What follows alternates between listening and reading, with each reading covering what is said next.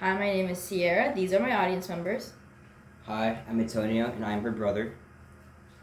Hi, I'm Sarah, and I'm her mom. All right, so this is my speech. The title is AI and Water Consumption.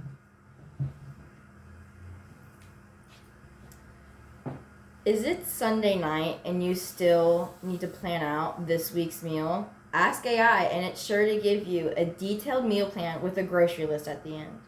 Need help with a topic for your painting? Ask AI, and it can give you many recommendations in merely a few seconds. Do you need help troubleshooting your laptop? Ask AI, and it can give you some common causes and how to fix the problem that arose. People use AI for help in their daily lives and find that it can help simplify things that may take them a while to do on their own. While this may be the easy way to do a lot of things, you don't have to put a lot of thought into a prompt for AI, and it may save you the hassle of having to look through a bunch of sources just for one specific answer. It can have dozens of effects on our world on a global scale, more specifically with its water consumption. Using my broad knowledge of how our actions affect the environment, as well as the research I did to prepare for this speech, I have learned all the ways that the use of AI can mess with our most important natural resource, which is water. My hope is that after listening to my speech today and hearing about how AI can destroy the world around us, you will think twice about using it for like the simple task at least. So how exactly does AI consume water? I know that this can sound kind of weird because AI is not alive, so it can't eat anything, you know, it's not human, it's not like me and you, right? So and what in the world do I mean when I say it consumes water?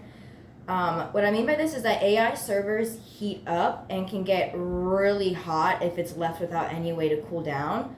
So to combat this problem, data cooling sensors are used to keep these servers at a temperature that is acceptable for these equipments to be used.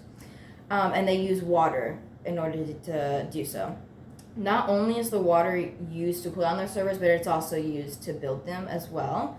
According to the UN's Environment Program, globally, AI-related infrastructure may consume 6 times more water than Denmark, a country of 6 million. And that was, and that's a problem when a quarter of humanity already lacks access to clean water and sanitation. And that was an excerpt by the UNEP. Forbes also goes on to explain that water fabrication demands high water usage with low water recycling. And this contributes to the supply chain water footprint with limited transparency on actual usage data. And that was according to Gordon. When you use vast amounts of water like this and then don't reuse it or recycle it in any way, this leads to a lot of water that is used once and then just discarded. And then in a time like today where there are so many places where it's hard to have clean water, like drinkable water, this is a massive waste. There are so many better ways to use this water, but this is just not one of them. So what can be done to help combat this?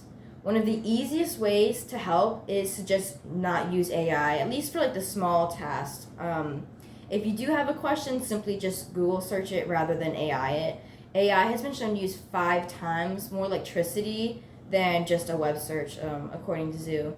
And this just goes to show that good old Google may be the best way to still get the answers that you need for the problems that you may have in your life. So what would happen if we did use AI less?